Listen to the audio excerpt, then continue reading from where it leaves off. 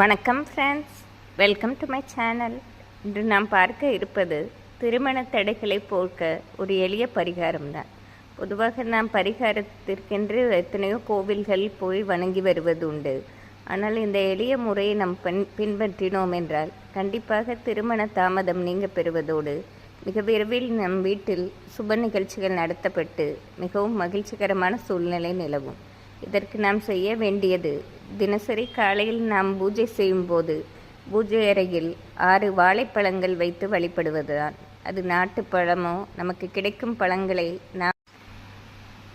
நாம் 5 வாழைப்பழத்தையும் ஒரே சீப்பாக வைத்து வழிபட வேண்டும். இப்படி நாம் தினசரியே காலையில் பூஜை செய்யும்போது இந்த வாழைப்பழத்தை வைத்து வணங்குவதால் கண்டிப்பாக திருமண தாமதங்கள் நீங்க பெறுவதாக கூறப்படுகிறது. பிள்ளைகளுக்கு வரன் பார்ப்பதாக இருந்தால் பெற்றோர்களே இவ்வாறு வாழைப்பழத்தை வைத்து வணங்க வேண்டும். பொதுவாக மஞ்சள் நிறத்தில் உள்ள நாட்டுப்பழம், ரஸ்தாலி போன்ற பழங்களை வைத்து வழிபடுவது மிகவும் சிறப்பாகும். பொதுவாக வாழை மரம் பல துணை கன்றுகளை ஏற்படுத்தி பெருக்கிக் கொள்வதால் நாமும் வாழைப்பழத்தை வைத்து வணங்குவதால்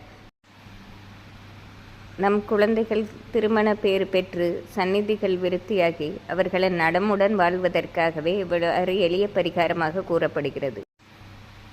பொதுவாக வாழைப்பழங்கள் இல்லாத பூஜை பண்டிகைகளே கிடையாது. இருப்பினும் நாம் தினசரி இப்படி வைத்து மனதார வேண்டி வருவது குழந்தைகளின் திருமண தடைகளை போக்குவதோடு மிக விரைவில் நல்ல வரன் ஏற்படுத்துவதற்கும் இது உதவியாக இருக்கும்.